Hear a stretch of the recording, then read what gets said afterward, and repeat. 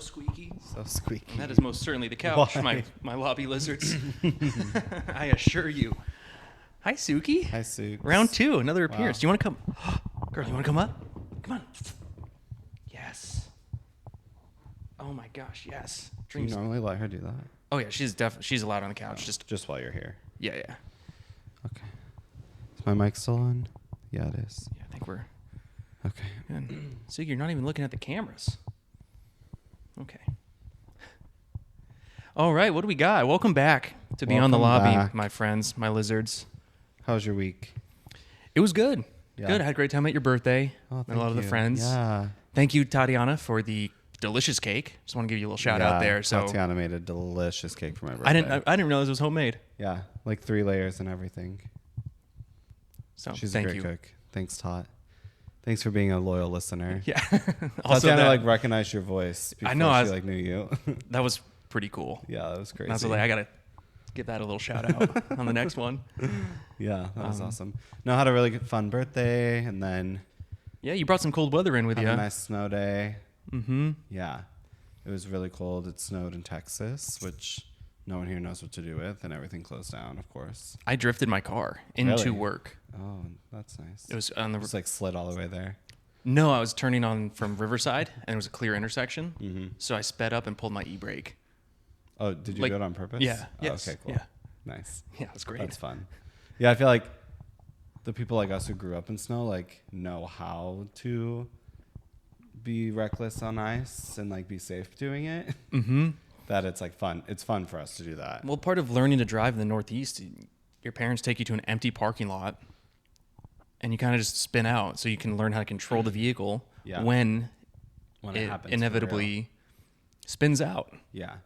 I remember my mom would take us and like we would have donut competitions of like who can do the best donut in like a empty parking lot. Or Who could do the whatever. best? Who won?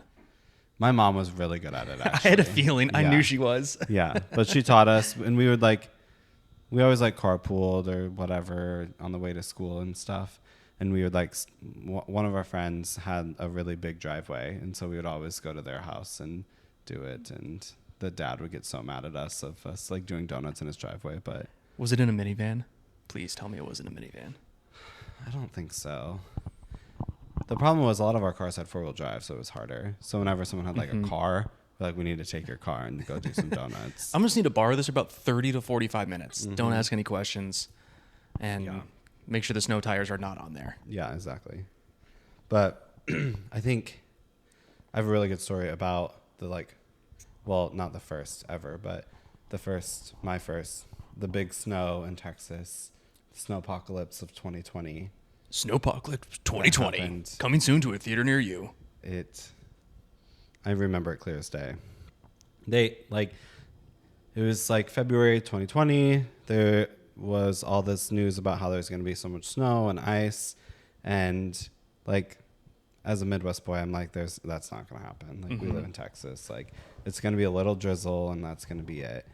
And I remember I worked at the hotel here, and all the leaders were executive leaders were like, if your department like needs rooms for people to stay here to like keep operating, like if they're stuck here and need to come in, like we'll give you a room to stay in. You can stay at the hotel.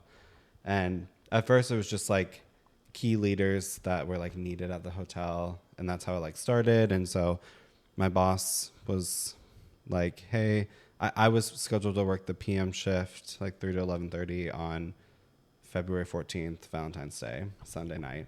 Nice. And he's like, if you need to stay tonight, like you can, it's available for you. I'm like, I don't think I will, but like I'll bring a bag just in case I need to or whatever. And when I like left to come into work, it was perfectly fine. But I like brought a bag just in case. Smart. And then I get to work, and like very quickly it started snowing and like getting colder. And I remember people like, there was like all this commotion happening in the lobby, just a lot of like chatter and things happening. And people were talking about how all of their like dinner reservations are being canceled because the restaurants that were fully booked for Valentine's Day, like every restaurant in town was fully booked, because it's freaking Valentine's Day. And they started closing, or like they were closing early. They weren't even opening to keep like their staff safe. And so all of these people that had plans and were staying at our hotel, we were pretty decently busy at the time. They had no dinner plans anymore. And so we're like, oh, okay, like that sucks, but like, you know, like you can stay here and eat or whatever. And we, you know, trying to accommodate them in our restaurants and room dining. And then it was getting like later into the evening, like dinner time. And I remember the like IRD supervisor calling me and was like, we are backed up for like 2 hours. Like our current like Ticket times were just insane. Is 2 hours to get dinner. And we're like, okay, like we'll stop sending people to IRD, you know, like we'll set that expectation with guests too. Like, thank you for letting us know. Like didn't think it was that big of a deal. And then like in probably like 30 minutes, an hour later, maybe we get a call that like IRD's shutting down. Like like the amount of tickets they have, the chef is like, we don't have enough food to make this tickets. That's like crazy. I've never heard anything like that before. Currently have on the books. It was like, this was up to like a 3-4 hour wait time at this point. And the chefs were like looking at it all and they're like, we don't even have enough food in the building to make all these tickets. Even if we could, like, we don't have food for that. And at that time, the like director of F&B is called, the GM's getting called. We're like, this is a situation, like every restaurant in town is closed. They're all staying here. Our restaurants are fully booked and have no more capacity, have no more tables. In-room dining is extremely overwhelmed and like there's no food. And these people staying in the hotel, like everywhere else is closed. They can't order in. They can't, like they don't know. We don't know what to do with these people. They can't get food. They're like staying in a hotel. We don't have vending machines. We don't have like there's a little mini bar with like some peanuts and M&Ms in it. Was the team and the like food and beverage leadership at that time planning ahead to like, we might not be getting deliveries for a couple of days and No, I know rationing's an aggressive term, but like not at that point. Like up until this point, none of us really knew or thought it was going to be as bad as it was. And like even that Sunday, we're like, okay, like we'll get a delivery by tomorrow. It'll be okay. And so that Sunday happens and it's getting so bad out that I decided to stay. And so I, you know, check myself into a room and have like anyone else who needed a room that night essentially got a room because it was so bad out. Like a lot of these people couldn't even go home. And so I checked myself into a room and get up the next morning and then just like work because I'm stuck at the hotel. So there's nothing else to do. That's what the point of having you there is. Yeah. That's what they wanted. Yes.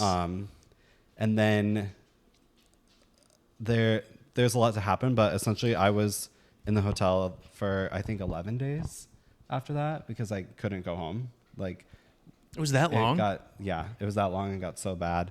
And so that all happened Valentine's Day where like no one got food and no one could eat. And then the F&B team had to like figure out what to do. And like it got worse after that. Like it didn't melt or get better. Like we got more snow and more ice after that. So we couldn't get food deliveries. They weren't delivering food.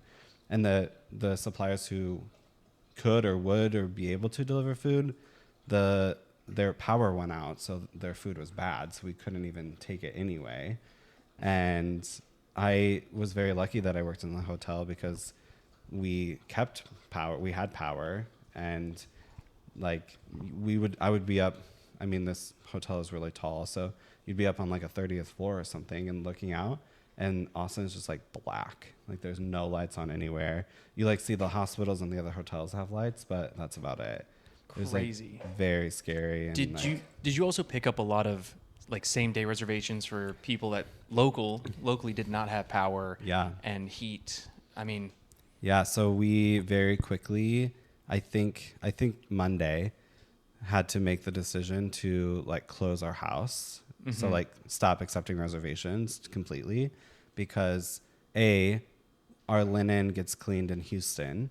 So the semi truck that drives from Houston to Austin every day can't get there. So we can't clean any linen. The only linen we have is what's available in the hotel currently. And so all those freaks that were getting it on the 14th didn't have any fresh linens. Linen. No. Oh boy. Oh. We serviced rooms if they called and asked to be serviced, but we not with new linen. And there were people who, so we closed the house, no more reservations. The rooms that we did have left, we gave to staff because the staff needed to, didn't have power or water or anything. So they, the hotel was very nice and let them stay there for free. So we were essentially 100% occupancy with the rooms booked, but half of the hotel was staff. And we were very, told the staff very demandingly, you can't use all of your linen. You can't request linen. You can't request housekeeping. We're not cleaning your room. And some people got upset about that. And the staff and colleagues got upset about that? Yeah. I'll tell you who after this. But yeah, off record. You know them. And I can't wait to hear this. Someone brought their dog in, and the dog, they didn't want to bring the dog outside. And the dog would peed in the room on the towels, and then they were requesting service and requesting new towels, and we're like, no. Can you you work in this hotel and you're gonna let your dog piss in the room? Did they sign a waiver? Crazy. A waiver for what? The pet form. No. Okay. We should have charged them. 100%. Yeah. I was a senior leader. Do they still work there? Yes. Okay. Yeah. We'll chat after this. Yeah. I don't know. I'm and inclined to guess. It'll make sense once I tell you. Okay. And so that was going on. Most people were really happy and thankful that they were staying, and the staff cafeteria was open for 3 meals a day, and they were told, you can eat all 3 meals there. You're staying in the hotel. They obviously couldn't order in dining or go to the restaurants, but they were feeding people. And it got to the point where even the restaurants were serving whatever we could find in the freezer. Mm-hmm. So towards the end of the week, it was whatever stew or soup of random ingredients they could throw together. Bat soup? And burgers and chicken nuggets and french fries. In the lobby, nice restaurant that's normally very expensive to eat at. Well, as a luxury traveler, all I would ever want is chicken nuggets. I mean, yeah, it's great, but that was the only option for a week. That's tough. And these people, if you flew into Austin that weekend, you couldn't fly out. Mm-hmm. There was 0 flights in or out of Austin that week at all. Did you guys offer discounted room rates for those guys that did get stranded? We offered them the same room rate that they had, because it should have gone up a lot. Yes. But we offered them to keep the same. I think it might have even been lower. I think we created a snow rate or something and lowered it, or analyzed each one. But it wasn't. They didn't pay more. No, that's good. Good. They did have to pay for the room. Well, yeah. I mean, they're still using a room and a service, and I remember. And they're safe too, which is the most important part of all of this. Yeah, I was talking to this one girl who flew to Austin for the weekend and called off work Friday to fly to Austin to go to an interview, and then was staying for the weekend and supposed to fly home Sunday night.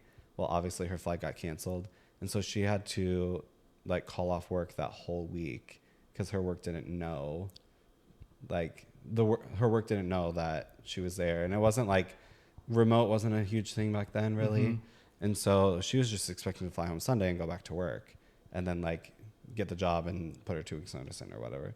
But I don't know what happened to her, if she had to quit or what. But you have to follow. I need to know by next episode. If I hope she's listening somehow, and whoever and wherever you are, if you didn't get that job and got let go from your current one, call in. Yeah, I want to know what happened, because it was a whole week. That's that crazy. She was stuck there, and she had an in-person job. I don't know what she did. Gosh, I hope she got that job. I know. I hope so too. Yeah, but that was crazy, and it was so sad because there were a lot of people trying to stay, trying to book online and calling and asking. Mm-hmm. There were entire families, grandparents, parents, kids, babies, who would all walk in together, freezing cold, and being do you have any rooms? And we had to say no. Oh, it's so sad. Even we had a few, but we weren't selling them. And No, you have to keep some on. We had no linen. We had no food. We had to like take care of the guests that were already there. We couldn't add more guests to this problem.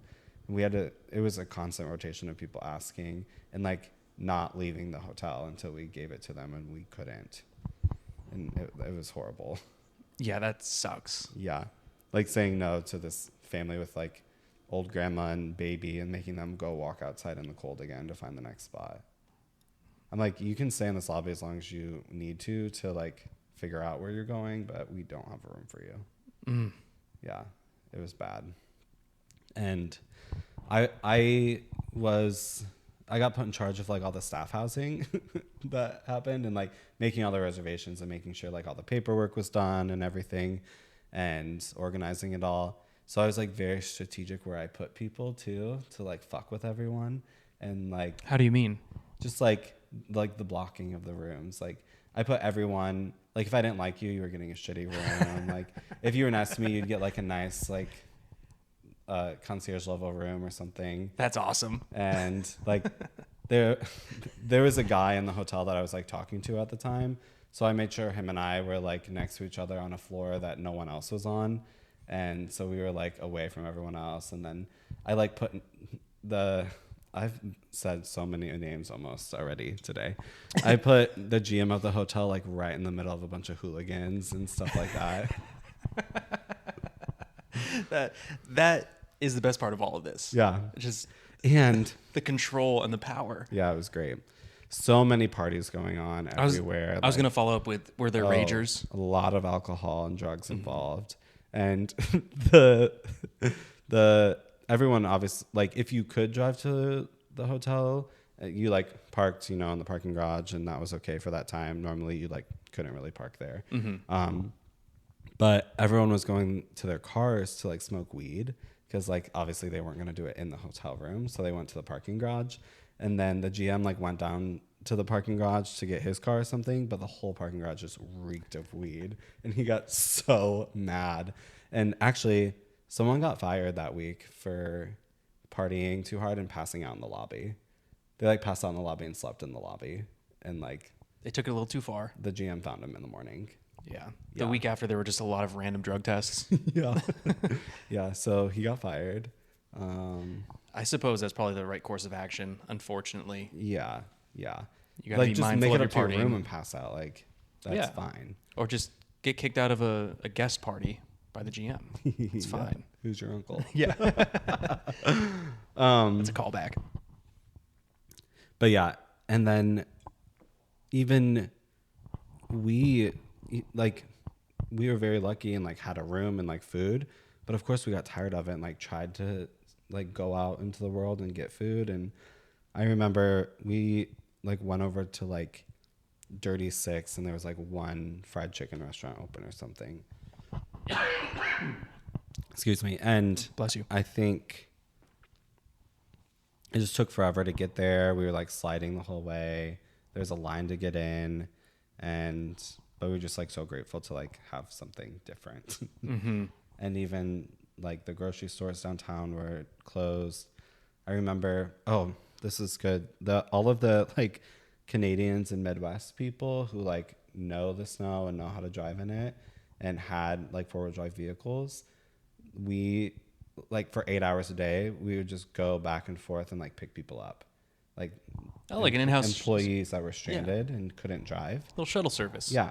We would go, and I had like a Jeep Wrangler at the time. So I would just like put that puppy in 4-wheel drive and like drive really slow and like go pick people up and bring them back. And then I'm like, who's next? And like go get them. And, but there was I was the only person on the road, and you couldn't even tell where the road was. I was just like guessing, like you were just driving, and I could have been in the grass. I have no idea, but I made it, and it was fun, and we picked people up, and that's what I did for like 8 hours a day. That does sound pretty fun. Yeah. It's better than sitting at the desk and doing whatever. Kicking families out of the lobby. Yeah, kicking grandmas out of the lobby. Yeah. Just go freeze to death, why don't you? Yeah. I take that back immediately. People did die, and I feel really bad for saying that. So my apologies. It was very dystopian to like watch it all go down. And well, it's kind of like The Shining in its own right. Like I'm sure people were getting stir crazy, getting that cabin fever. especially at night because no one had power anywhere. And so like you just look out and like the streets are dark. Everywhere's dark. You can't go anywhere. My brother and his roommates and came and like stayed with us. Stayed in my room. They like brought their air fryer and like a bunch of frozen food that was in the freezer. And they were like cooking chicken nuggets, and I would like go up and like eat some chicken nuggets and go back down to work. And because like eventually they were too cold in their apartment too because they didn't have power. Mm-hmm. Yeah, nothing worked. I mean, there is no infrastructure in like central, probably most of Texas, not at least central and southern Texas, where there are no snow plows, there's no salting of the roads, no dirt of the roads. And for those of you who don't live here, the ground it's granite, right? Not granite. What's the rock underneath us? I don't know. There's no soil. There's a really, really thin rocky, layer of topsoil, of course, for like plants and everything. But underneath that, it's like 5 or 6 feet of just pure rock. So it freezes so fast. So even the other day, it was just a dusting, but it got so cold the roads were all like were legitimately icy. Mm-hmm. Like, and I was driving on them. It was 6:30 in the morning. Yeah, it was a little sketchy. Like us, like. Mm-hmm. We know how, but there's no salt or anything. Like it's still dangerous. Yeah, and deceivingly, it's rather hilly. Yeah, in Austin, so I'm more worried about everyone else around me. So when there wasn't anyone around, I was pretty confident. But seeing everyone else go who has never done this before, like they're going up the hills and braking, going up, which is a big no-no. You got to keep your speed. Yeah, got to keep moving. Yeah, and then the downhill, that's the scary part because you just slide down if you don't know where you're going. Yeah, don't lock the brakes. Yeah. Brake soft, brake early. Yeah, it was definitely an experience. We would like go into the kitchen and be like, "Can we have a box of salt, please?" And we would like I was choked on my beer. Like kosher salt on the sidewalk out front because we're like, we also don't want a freaking lawsuit if someone's slipping and busting their head open. Yeah, in front of the hotel. Bless up. Yeah, so we were like had boxes of kosher salt that we were just sprinkling outside. That was the only option. Gosh, then there's no shovels. Were you guys like sweeping the sidewalks? Yep, we had a lot of brooms that we were just sweeping away. That doesn't do anything about the ice, but yeah, there's no snow. But you get it's almost better. Clearly, there's ice there now. Yeah, a little grip with the snow.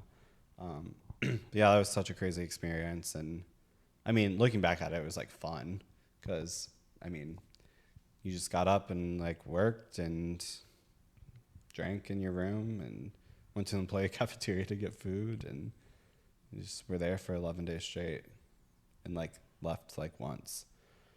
Even I didn't see it, or no, I saw it like driving to pick people up. I would like drive by an HEB. There was only like, I think in the whole city, there's like maybe 2 or 3 or 4 open. And I remember one distinctly had a line wrapped around the entire store. Like HEBs are not small.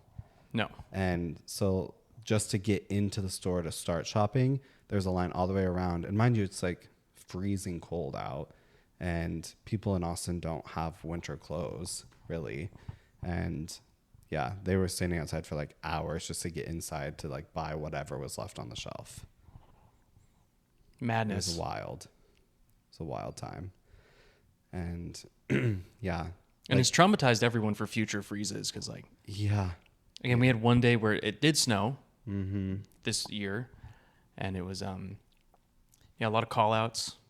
You know, it was slick. I'll give it that, but yeah, a little much. My work was like, you should come in if you can, but if you have to work from home, that's okay. We're like, we're working from home. We're not like my work. Like we can do 99% of our job from home. Like there is no reason for us to come into the office today. But they're just like, if you can come in, that'd be great. And we're like, I'm not coming in. I'm not going to do that. I'm not going to risk my life for this job. Don't pay me nearly enough. For a hotel, it's very different. Like you can't do that from home, but yeah, no, operationally, but got to be people there. like me don't need to be on the road. So then you can be on the road and not be as in danger. No, I appreciate your sacrifice. Yeah, of not going to work so I can be safe on these roads. Mm-hmm. Thank you so much. Of course. Yeah, traumatic but fun experience. very grateful that I was safe and warm and nothing bad happened to my apartment. My cousin came and stayed with us because her pipes burst in her apartment. And I like snuck her in a room. Like we weren't accepting reservations, but I asked my boss, I'm like, can I please just make this one reservation? Because her like insurance was going to pay for it, obviously. And I'm like, it doesn't matter what the rate, just tell me a rate. I don't care. Like it's getting paid for. And so I like snuck her in, but she was the only one that I actually like let in. Nice. It's the benefits of being a good employee and being in with the big dogs does pay off now and again. It pays off knowing hotel people for sure. Yes. For sure. I think my parents were more upset when I left hotels than I was because they don't get like a discount anymore. They can always come to me. Yeah. Well, you have like one option, but this is true. It's not a nationwide opportunity. Yeah. Pluses and minuses for that. Mm-hmm. Yeah. Anyone who works for Marriott has it made. Oh my gosh. There's like 20 hotels in every city that you go to that you can choose from. We should do a breakdown of the branches of these different big hotels and which ones they own. So you know, like where you can use your points at, rewards and benefits and yeah. Maybe. Yeah, for sure. I think most people don't know that most hotels are owned by like two big corporations. Mm-hmm. It's like it's like the car industry. Like BMW owns everything. Yeah. Amongst others. Yeah. I don't know as much about that, but that was the extent of my knowledge. I was hoping you were going to chime in there because I had nothing else to go on. That ended real quick. Yeah. not a car guy really. They look pretty, but I should have done some research before if I known that was where it was going to go. Yeah. And you weren't in Austin at that time. No, I was still up in Utah, so a regular snowy, just a regular snowy year. Yeah. Just being depressed and sad in Utah. But my time was coming to an end up there. I think the next year I moved down, so I missed the big freeze. But we've had one kind of every year. It's gotten less and less each season I've been here, which is kind of nice. But one thing I did learn is last year there's a big issue with the trees, all the oak trees falling down and hitting power lines. So more people lost power due to down trees. I remember that. Versus freezes, and that's because every time, specifically like an oak tree freezes, it loses its life a little bit. So after 3 freezes... Me too. After 3 freezes, the likelihood of it actually snapping and falling is way higher. Yeah, that is the sad part about the freezes is all the like landscaping that disappears. Less and less like wildlife. Dies. You know, there's probably... I mean, yeah, all of it. Mm-hmm. But yeah, we're not made for that. Or like... What am I trying to say? All the like plants and flora and fauna is not made for like these freezes like that in Austin. So all these like huge like cacti and stuff that are like dead because of it. Yeah, there's actually no more trees in Austin at all. Like they're all really gone. Expensive to replace too. Yeah. Yeah. All those palm trees. Yeah. That all these companies and businesses had to put back in and purchase them from. Yeah. All the palm trees that were not really shouldn't be there. We shouldn't have been there in the first place. Or like on a rooftop of a hotel at a pool. Specifically. Yeah. Man, that's crazy. Which rooftop pool was that? I don't know. There's a couple. There's a couple with palm trees. And they all died. And I think it was... You got a number? I feel like it was like $50,000 per palm tree or something to Per? replace. Yeah. It was crazy. And you had to get it up on the roof too. Ay caramba. It's crazy. Yeah, didn't they have to shut down the road to do that? To get the crane there and lift them up? Maybe. Probably. Get like a huge old permit from the city? Yeah. Big deal. Poor palm trees. Yeah. That's why they probably shouldn't be here, but I don't know where those roots go. Down into the banquet space or something. Yeah. Just causes flooding. Yeah. That's actually very accurate and true. That's a whole other episode. Yep. Flooding. We've talked about the past 2 times. That needs to be one of our next ones. We should definitely do that next round. That's yeah. a common theme at a certain location. Yeah.